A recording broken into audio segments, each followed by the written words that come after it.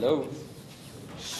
Well, the political party funding bill, which is viewed as a step that will improve transparency in the murky world of party funding, has recently been signed into law by President Cyril Ramaphosa. This morning, we look at the implications of this law, and although it won't affect the coming elections, civil rights organizations and social justice movements are saying voters can and should hold the political elite to the ethos and the spirit of the act. To help us understand why you should care about who funds the party that you plan voting for is the Right to Know's Dale Mckinley. Dale, good morning. Thank you. Welcome. And then, of course, in our Cape Town studios, we are joined by Sheilan Clarke from the My Vote Counts. Sheilan, good morning. Welcome to The Fix.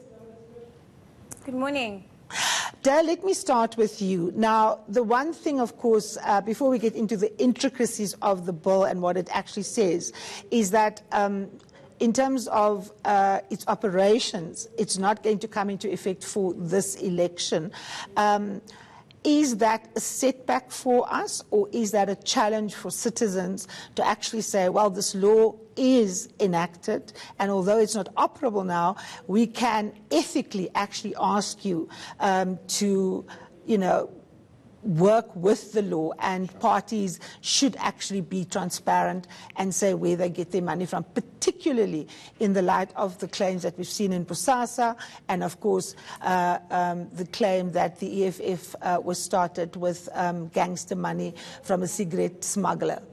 It's a bit of a setback. Cyril Ramaphosa could have signed this bill 3 months ago. He could have signed it back in October, November, and we would have been operational actually by the elections. Unfortunately, it seems as though the delay was somewhat a conscious move. I'm not going to input, cynical motives, but I think there is a reason why it was delayed. And as a result of that delay, we have a situation where, as you say, the powers of the IEC, which is given the responsibility, are not going to be operational by the time the election. So we're going to have another election where we don't know and who's funding who, and the parties are not compelled to review that information, reveal it. So we can request it through the Section 32 of the Constitution, through the Promotion of Access to Information Act, but that takes a long time, and the possibilities of getting that information before the elections are very thin.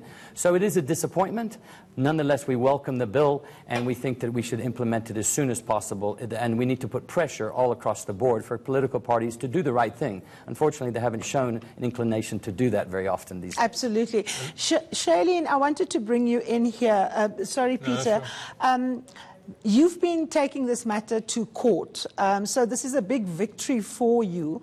And of course, we've seen some of the contents. Take us through some of the key issues that's in this act now, because it's no longer a bill, that will give the voter a clear understanding of whether they should make the cross against Party X and why they should do that. What is the transparency that the bill is going to bring to the whole question around, where people get money from to run election campaigns?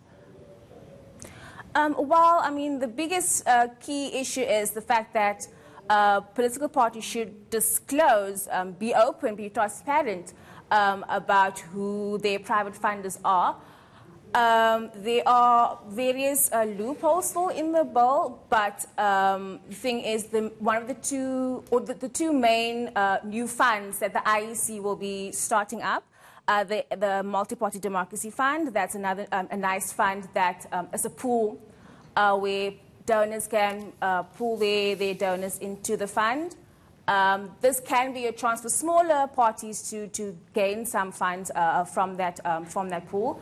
Of course, there's thresholds. There's 100,000 rand threshold. Should political parties get a donation higher than that amount, they should disclose this private funding. So this is just like ways in which voters can see exactly where money comes from and where it goes. Because before this, we had nothing. Yeah. And hence why we are seeing the Bosasa scandal, the Guptas, the Watsons, because before this, we had nothing. So even though there are many loopholes, there are flaws to this bill, this should be applauded. We luckily have something that we can use. Yeah. Yeah, I want to throw forward to a clip from the ANC's spokesperson, Mr. Dakota Lekgoti. But Peter, you had a question. I just wanted to ask Dale or Sheilan, I mean,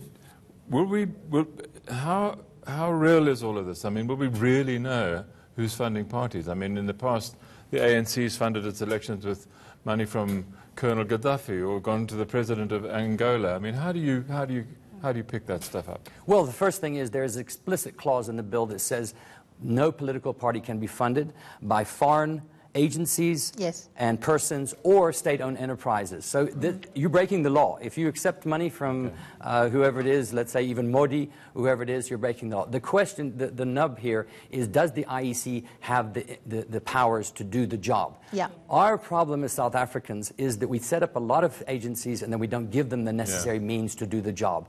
So does the IEC going to have the investigatory capacity? It's going to be able to chase the parties. It's going to make them have to disclose. That's where well, we as journalists be able to know? I mean, surely it's a simple request. You call up the IEC. How much did the ANC? How much did pick a company? Sasol donate to the ANC last year. They should be able to tell you over the telephone. Absolutely, they should be, and according to the law, they have to keep those records. Anything that's over 100,000 rand, they have to keep those records. And anything above, you cannot go above 15 million. So 15 million is the max. We have problems with that, but irregardless, if they don't do that, I can guarantee the IEC will be taken to court and they will be enforced to do their job. Yes, absolutely. Let's take a listen to the ANC's interim spokesperson, Mr. Dakota Lekgoti, speak about this bill quickly. That is what the law says. We will comply with the law fully. But for now, it's not the case. And normally, each and every law, before it becomes into effective, it will take about 90 days to 180 days. So between now and then, we are prepared to comply with the authorities. Well, I mean, that is the kind of evasiveness that we expect from the governing party. Dale, it's not just the governing party that, in fact, is cagey. The DA doesn't want to disclose. The EFF had real difficulty with this bill. God knows where the ACDP gets their money from. Some people are suggesting from very right-wing Christian organizations in the US that are involved in, campaigns against people who give women the right to control their own bodies and so on. We don't know where the UDM gets their money from and how they function. And then, of course, also there's this patronage system, that is at work. How capacitated is the IEC? If we take the IEC as it stands right now, can they implement this bill? I don't think they can implement it fully as it stands right now. I think the IEC needs to be beefed up. I certainly think that they're going to have to establish a particular unit, possibly with serious investigatory powers and capacity, that is able to go after. Because let's be honest, as you said, the political parties are going to say, yes, we're going to comply with the law, but they're going to resist it. They're going to try to get around it. They're going to try to find. There's a good example. When the first Obama administration came to power, on the back of 90% of its donations being under, I think it was $10,000 US. Yeah. So this bill potentially has, in South Africa, that might be a little bit different, but there are ways and means where political parties could get huge amounts of funding without even having to report it at the moment. So we're going to need to follow this closely. We're going to need to push the government, the IEC, make sure that there's enough capacity. This is going to be a battle going forward. Mm-hmm. Peter? I was just going to ask Sheilan, I mean, you talk about the fact that there are still going to be loopholes in the policy. What are they? I mean, what do they look like? What are the gaps? Well, like I said earlier, the 100,000 rand threshold. So parties should disclose when they get donation from over 100,000 rand. So 100,000 rand, to say the ANC, it doesn't sound like a lot of money for them, like to cover a campaign. But for on the municipalities, a local level, that's enough to twist an arm of a ward councillor. That's really enough money for them to grant like a construction company a tender or something to the disadvantage of the communities. And then there is the multi-party democracy fund So that fund, where should donors want to remain anonymous, they can deposit their money into this fund, or should they want to donate to more than one party, they can donate to this fund. So that bit of if they want to remain anonymous, that defeats the purpose of this act. Because we don't want you to be anonymous. So those are just some of the things that we really need to address of this act. So there are corporate, sorry Karima, there are corporations, and I mentioned Sasol just now, but say Tsogosan, whoever it might be, who do make donations to all parties. Some get more money than others, I suppose. And they do it publicly now, but they're being offered an opportunity through this fund, I presume, now to do it anonymously. Is there a limit on how much they can donate into the fund anonymously, or? I'm not sure if there's a limit to how much they can, like a maximum amount that they can donate, but there is that 15 million max threshold, which of course is just too much. Dale, I want to ask you, I mean, we're running out of time, as a last question. This is the pressure on political parties, but should there not be pressure on corporates too to actually be transparent? Because the argument is always made, Peter, that if one business gives to, let's say, an opposition party, they're not necessarily going to get a government tender. I mean, that's been the DA's kind of long argument against this. What kind of pressure should we actually put on corporates to tell us who they are funding, so that we can see whether policies are actually up for sale? I think it's a very good point. And even though I'm not a lawyer and an expert on these things, I would, for example, say through the Financial Intelligence Center, I'm sure that we have laws where corporates have to report. We just simply don't know how they're spending that money. I think that should possibly be more transparent. We need to maybe beef up some of those regulations. But in the realm of public opinion, if corporates are seen to be sort of influencing the political process and spreading their bets, so to speak, then they must come clean. And Peter was just saying that, you know, they're being more open about this. But let's be honest.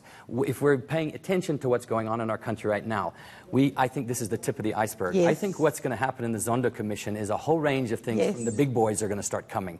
And once we begin to see that, this is a two-way street. It's not just the political parties, it's the giver. So if we're going to make this law effective, let's hit both of them.